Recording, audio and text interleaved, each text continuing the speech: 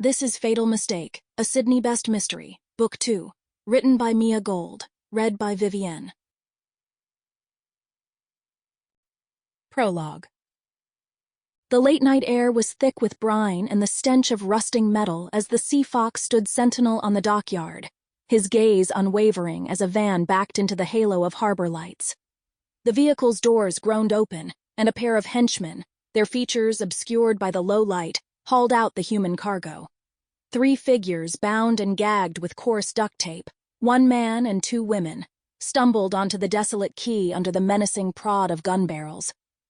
The Sea Fox's eyes scanned the captives with the cold detachment of a seasoned predator, noting the slump of their shoulders, the terror etched into their eyes.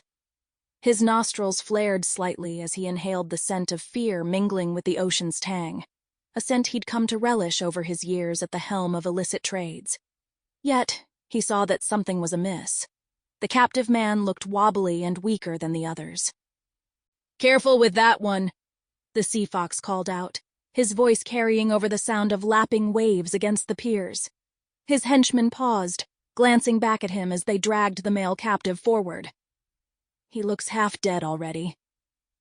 "Ran into trouble during the drive," one of the henchmen grunted, casting a sidelong look at his compatriot. "Got a bit knocked around when we hit a pothole, boss." The Sea Fox stepped closer, gravel crunching under his heavy boots. He peered down at the man's drooping head, noting the darkening bruise beneath the tangled mat of hair. A surge of irritation tightened his jaw.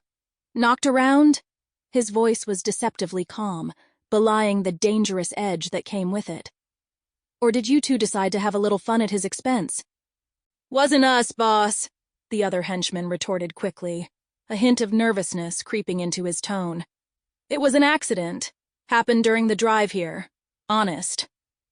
"Healthy captives, gentlemen," the Sea Fox reminded them coolly, the moonlight glinting off the silver streaks threading through his otherwise dark hair. "They're no good to me, or to our clients, if they're damaged. Remember that." The henchman's quick, wary exchange of glances didn't escape his notice. The Sea Fox had built his reputation on the unspoken rule that failure was not an option. It was a lesson he expected his men to learn swiftly, lest they find themselves expendable. "Get him on board," he ordered, gesturing towards the shadowy outline of the ship that bobbed gently in the water. "And make sure the medic looks at him. I want him coherent and able to stand when he's presented." The chill of the night air did little to cool the dark fire in the Sea Fox's veins as he...